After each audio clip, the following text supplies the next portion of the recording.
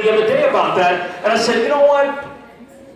How can we get these brothers to pull their pants up to show some sense of respect for themselves because they are kings? And somebody said, the women control that. Let me tell you how. Because if you said to him, I'm not feeling you because you got your pants hanging down, watch how quick he pull them pants up. Ladies, you control that. You set the tone. Because at the end of the day, when you start having kids in your adult life, you have that sense of responsibility of being the first educators they come across. So when that child walks out your door, guess what they're walking out with? What mom said to me. I know that for a fact. My mother did that for me. And trust, I don't stand here with no silver spoon in my mouth. I understand the dynamics of poverty. I lived as a homeless person with my brothers and sisters in an abandoned building because we got gentrified out of the apartment that we lived in. Gentrified meaning that we can no longer live there because the prices of the rents have gone up.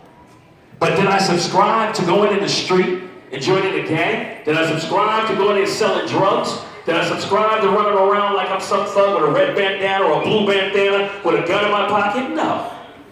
You know what I did? I educated myself. I went to school. I graduated from Westinghouse High School. And although I didn't go to college, you have that opportunity to do it. But let me tell you what I did do. I educated myself on what was available to me out there. And now I stand here holding a lot of different hats. And I want everybody's attention on this because you can understand the dynamics. If I can do it, you can do it. I went to work for a congressman. I went to work for the city council. I went to work for a state senator. I've been to the White House 3 times, not for the tour, but for meetings, so that I can talk about what's going on in my community. I stand here currently as the former president of one of the largest networking organizations in the city. I'm currently the president and founder of an organization that helps to find money for black-owned and minority-owned restaurants and nightclubs. I stand here making more than $150,000 a year, and that's from somebody that didn't allow anybody to make me look stupid or join a gang and become a gangbanger or sell drugs to my people and kill them. You can do the same thing. All you have to do is just apply yourself. Like the ones in the auditorium now, they ain't even listening to me. That'll probably be the person, unfortunately, that I may have to go do a prayer vigil for because they're stupid and got shot on the street because they wasn't listening to a lesson that would help them to become better people and save their lives. Now look next to you. Look to the person next to you and see who's not paying attention. And he's asleep.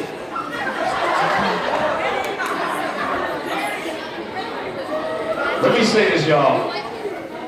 Again, Black history is about knowing where you come from so that you know where you can go. Black history is about being about that generation that taught us how to be leaders and respected as such. And like I said, I didn't come here to use big words and all that stuff. I came here to try to just keep it 100 with you guys. You follow me? So I want to say this because I want to save lives. And I want to know that you guys are the kings and queens. And when I come back here, I want to come to your graduations. And I want to go to your college graduation. I want to be invited to that. I don't want to have to get a phone call from the news saying, Mr. Herbert, can you come down to the scene? We got a dead body of a 15-year-old laying here because he or she got shot from a friend acting stupid. That's what I want to do. I want to come here and see you graduate. I don't want to come into East Flatbush. I don't want to come into Canarsie. I don't want to hear nothing about the stupidity of drugs being sold by any child coming out of this school. And in the last year, I can tell you, I've been to more than 75 funerals of young Black and Hispanic teens in the last year throughout these 5 boroughs. And that's 75 too many. Don't make yourself a part of that statistic. Who in here watched News 12? Have you ever seen me on News 12? Those that see me on News 12, put your hand up. What do you mostly see me on TV talking about? Stop the violence, right? Because understand, the media has no interest to come in here to talk about anything positive. So you got to give them something positive. That's what I just heard Ms. Darden say. You've got to give them the opportunity to come in here and see that you're doing good things. There should be a whole bunch of media in here right now celebrating the positiveness of what you guys are doing right now. But they only care about seeing you sprawled out on the ground with some yellow tape around saying, do not cross. Don't be that statistic, y'all. Be the great kings and queens that you are.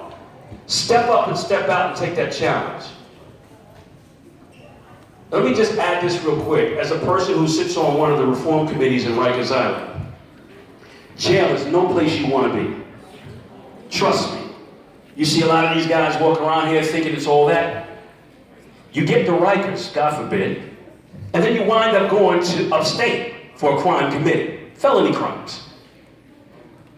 When you get up there, it's a whole different ballgame. I've heard insane stories. How do you like going to make a phone call and try to call your mom or somebody and say, hey mom, I'm doing all right, and the guy next to you wants the phone and you don't give it to him and he bashes you over head down to the white meat? That's how serious it is up there. There's no fun and games in jail. So why do we have young people out here celebrating they don't care? That is a death sentence. Is that something you want for yourself? Or do you want to show them that you're the leaders that you are and respect the teachings that you got out of this school and go on and become the next presidents, the next judges, the next lawyers, the next doctors from our community so everybody would be proud of you? Somebody make some noise for that.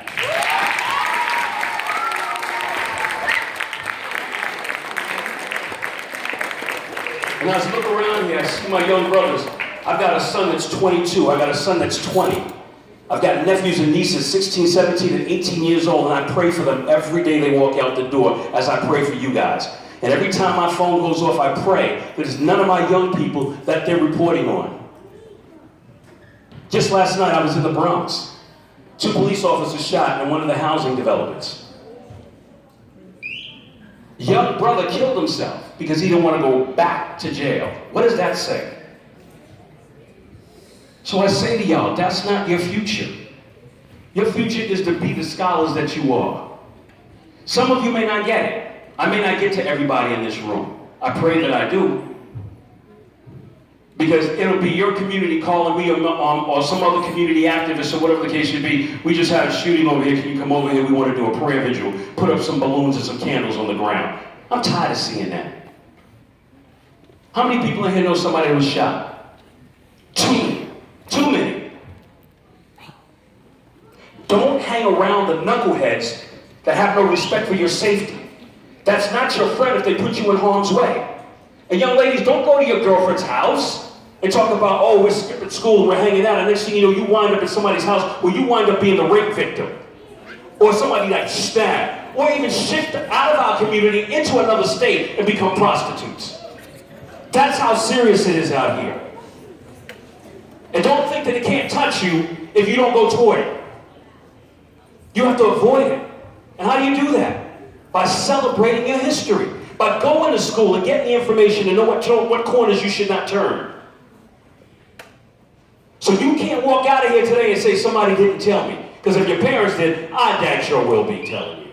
Because I don't want to be standing at your funeral saying, oh, this was a good kid and Ray did pretty good this year.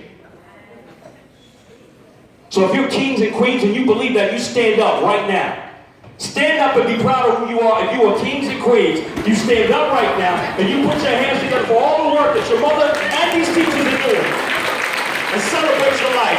And don't become a statistic. I'm Tony Herbert. Thank you guys for allowing me to be here.